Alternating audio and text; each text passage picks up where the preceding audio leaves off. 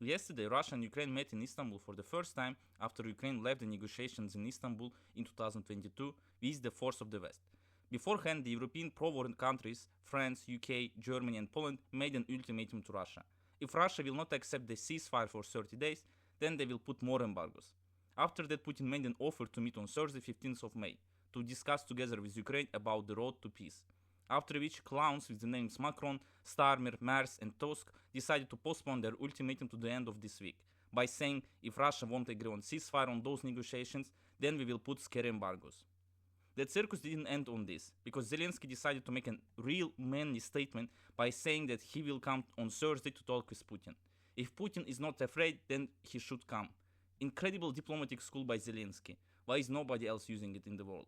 While Zelensky arrived in Istanbul, it was obvious that Putin will not be there, especially when Putin didn't invite Zelensky. Moreover, in the history of politics, before high-level ranking meets, delegations are preparing that meeting. Zelensky decided to make a move and show how cool he is that he came to Istanbul to talk about peace. He wanted to blame Putin that he is not being in Istanbul. Maybe this would work together with cheap trash propaganda like BBC and CNN, but everything got ruined after Trump gave approval for that meeting. Zelensky, to not show his failed diplomatic move, spent 3 hours with Erdogan, which he after it left for Albania. He postponed the meeting to Friday. What was this all about? On the next day, Russia and Ukraine delegations met. Many speculations were around that meeting. At the end of the day, we have statements from both sides. Surprisingly, it went better than all of us expected. From what I can see, Russia made an offer that if Ukraine wants a ceasefire, then it should leave territories which Russia considers itself. Also, Ukraine needs to stop mobilization and stop getting weapons from the West.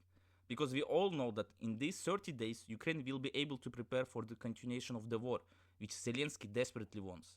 Of course, these demands are not suitable for Ukraine, but Russia made it clear that every next negotiation will be worse for Ukraine in terms of demands.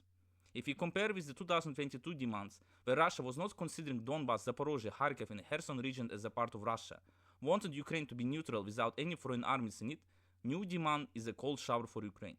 Right now, while war continues, Russia is slowly getting closer to the new regions Dnipropetrovsk and Sumy. I believe Russia hints that later on, Russia will demand new territories if war continues.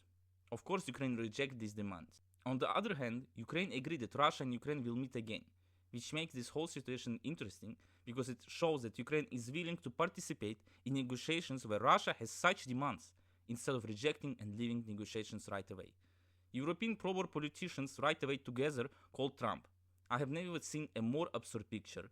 5 presidents of different countries call the president of another country like children calling their parents after an incident. In the end, Russia and Ukraine agreed to conduct an exchange of captured soldiers, 1,000 with 1,000, which is the record, and later on have one more negotiation. I'm curious if the pro-war countries will hold their promises and put the most destructive, scary embargoes which the entire humankind has never seen, or will behave like nothing happened, because Europeans will forget about it after another dose of propaganda.